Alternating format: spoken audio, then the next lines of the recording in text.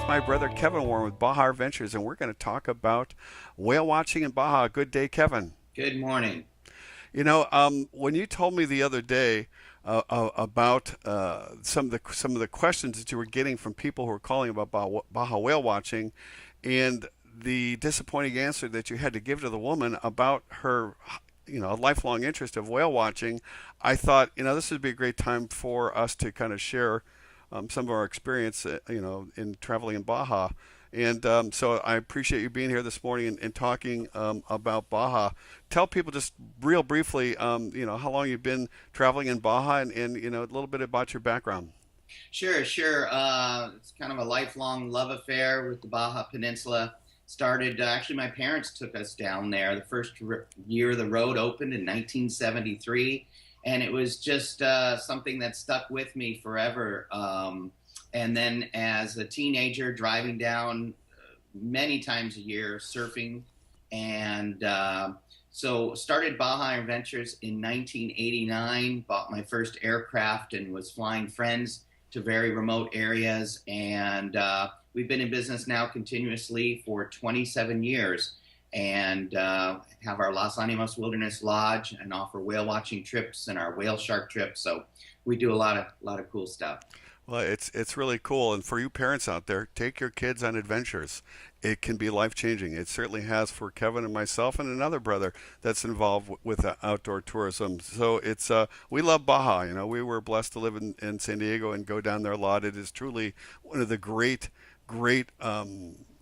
wildernesses of the world. And Kevin and I have both traveled a lot around the world, and Baja still is a deep place in our heart. So what we want to do in this series is to answer frequently asked questions and this one series is specifically about Baja whale watching, and the frequently asked questions we get, and really share some of our advice and opinions about what we've experienced to help you have the best time if this is something that you've always dreamed of. So let's jump right into it. So one of the core questions that led up to this whole thing is this woman called you, wanted to go, I think, sometime in February.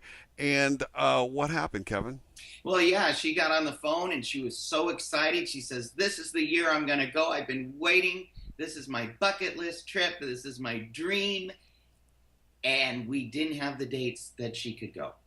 And she was so disappointed. And that's, we hate to turn away business when people have some want to be able to go. So what we recommend is that, like right now, we are already booking for our 2018 season because we're about 75-80% sold out on our 2017. So it is not too early to make your reservation a year in advance. If you have some very specific time constraints or specific blocks of dates that would work for you, all of our dates that we offer are what we feel the very best dates. The whales start to arrive in the Baja as early as December, and we wait an entire month.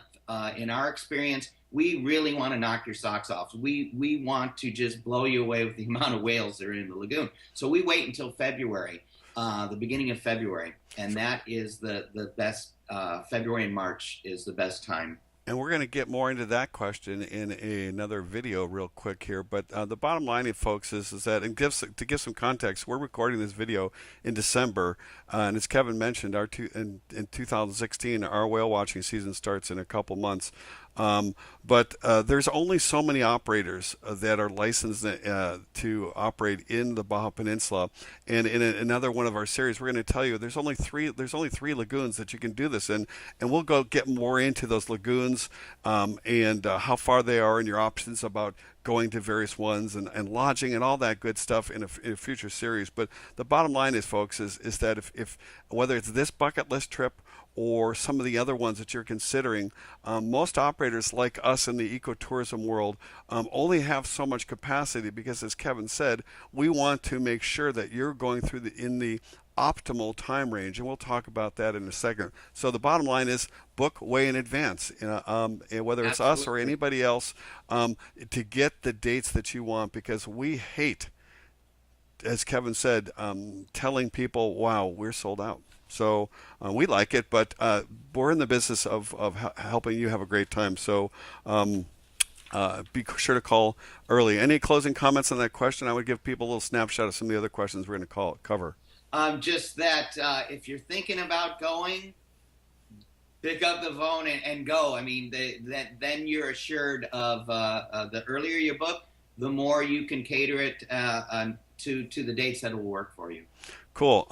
Just to give you guys a heads up on some of the next 3 or 4 videos that we're going to record in the start of this series. And if you like us, let us know. Call us, email us, make a comment on the YouTube video. But some of the key questions that we're going to cover specifically about whale watching is, what are the best times to go whale watching for the gray whales in Baja, Mexico? What are the locations in Baja that and which ones specifically historically have the most amount of whales? Here's a question that you get probably the most, Kevin, is what is the likelihood we will see and hear whales on a whale watching tour, maybe even pet one? And another couple questions that we might cover: what are some of the accommodations that some of the operators have on the Baja Peninsula, and maybe later on, what are your travel options to Baja? So let us know if you've got some questions that we don't address. Shoot us a line, and Kevin and I, we love talking about Baja and adventure travel. And if you like this series, we certainly can talk about whale sharks and historical sites and nature and all the magic that the Baja has to offer. So Kevin, thank you so much, and we will see you on the next video. Thank you.